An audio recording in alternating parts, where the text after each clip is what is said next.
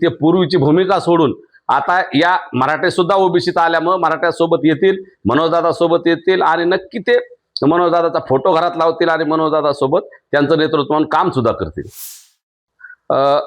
मला त्यांचे लोक फोडायची गरज नाही। मनोजदादांचं नेतृत्व बघून, मनोजदादाचं काम बघून आणि मनोजदादांनी मुंबईला दीपक भाऊ बोराडे उपोषणाला बसलेले असताना विष्णुभाऊ कुराडे यांच्या माध्यमातून त्या एसटी आरक्षणाला पाठिंबा दिला।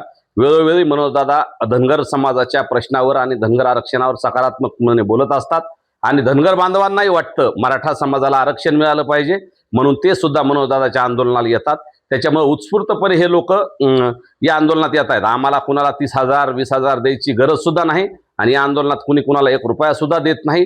जे लोक येत आहेत ते उत्स्फूर्तपणे येत आहेत आणि आता मागच्या उन्हातल्या उपोषणात सुद्धा विष्णुभाऊ कुराडे यांच्या नेतृत्वाखाली धनगर समाज मोठ्या प्रमाणात भर उन्हात मनोजदादांना पाठिंबा द्यायला आला होता। धनगरी ढोल वाजवत ते तिथं आले होते आणि त्यांनी धनगर बांधवांनी मराठा समाजाच्या सोबत आहोत आणि मनोजदादाच्या सोबत आहोत हा सुद्धा विश्वास दिला होता। आणि हे सगळं झाल्यामुळं हाकेंना थोडंसं जळफाट व्हायला लागलाय। त्यांच्या जवळचे लोक त्यांची जी चुकीची भूमिका आहे, धनगर समाजाच्या आरक्षणावर न लढता ओबीसी म्हणून मराठ्यांच्या विरोधात लढायचं, ही जी त्यांची भूमिका आहे त्या भूमिकेला विरोध म्हणून त्यांचे कार्यकर्ते उत्स्फूर्तपणे आमच्याकडे येत आहेत, मराठा समाजाला पाठिंबा देत आहेत, मनोजदादांना पाठिंबा देत आहेत, मनोजदादांच्या सोबत आहेत असं दाखवत आहेत। त्याच्यामुळं हाकेंना हे सगळं पोटसं उठलेलं आहे।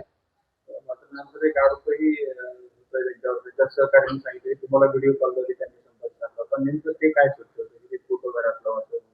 हा, विष्णुभाऊ कुराडे यांच्या माध्यमातून मला त्यांचा कॉल आलेला आहे, परंतु व्हिडिओ कॉल आलेला आहे, परंतु मी काही संकेत पाळणारा माणूस आहे त्याच्यामुळे त्यावर मी अधिक बोलणार नाही।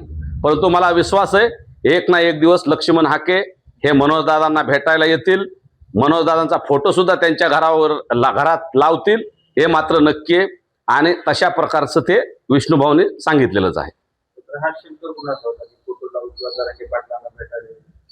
त्यांचा शब्द आहे ना, आता त्याच्यात अधिक बोलण्यापेक्षा विष्णुभाऊनी सांगितलंय ना, विष्णुभाऊनीच कॉल करून सांगितलेलं आहे, त्याच्यामुळे त्यांच्याच कॉलवरून तो व्हिडिओ कॉल आलेला आहे। त्याच्यामुळे आता जास्त उगाच बोलण्यापेक्षा मला विश्वास आहे नक्की ते मनोजदादाला भेटायला पण येतील।